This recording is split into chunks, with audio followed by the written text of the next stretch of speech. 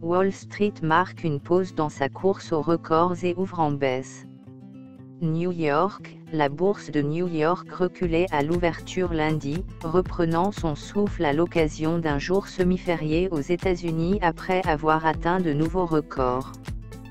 Son indice vedette, le Dow Jones Industrial Average, reculait de 0,29% vers 14h45 GMT, à 27 601,15 points.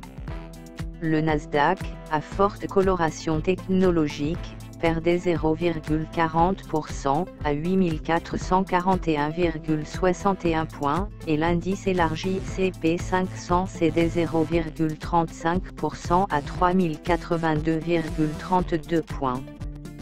Comme le S&P 500, le Dow Jones et le Nasdaq avaient terminé vendredi à des niveaux inédits, au terme de plusieurs séances marquées par un regain d'optimisme sur le front commercial sino-américain. Sur l'ensemble de la semaine, le Dow Jones était monté de 1,2%, le Nasdaq de 1,1% et le S&P 500 de 0,8%. Lundi, certains acteurs du marché étaient absents à l'occasion de la journée des anciens combattants, tandis que le marché obligataire était fermé. Dans cet environnement aux échanges limités, les investisseurs attendaient surtout une série d'indicateurs publiés plus tard dans la semaine, sur l'inflation mercredi et les ventes au détail vendredi notamment.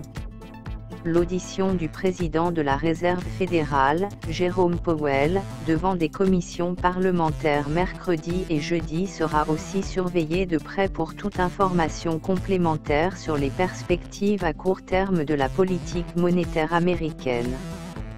Toutefois, comme la Fed a placé la barre très haut pour toute évolution des taux dans un sens ou dans l'autre lors de son dernier comité de politique monétaire, il est difficile d'imaginer qu'il peut apporter beaucoup de nouvelles informations au marché, ont souligné les analystes de Deutsche Bank. Autre intervention publique importante, le président américain Donald Trump doit s'exprimer devant le Club économique de New York mardi, soit à la veille de la date limite à laquelle il doit dire si son administration va ou non augmenter les droits de douane sur les automobiles et les pièces d'automobile en provenance de l'Union européenne. Le consensus a évolué vers la conviction que Trump n'imposera pas les tarifs automobiles, estiment les analystes de Deutsche Bank. Vous pouvez me soutenir, abonnez-vous à ma chaîne pour plus de nouvelles vidéos, n'hésitez pas à partager et de laisser vos commentaires. Merci à tous, like et abonne-toi.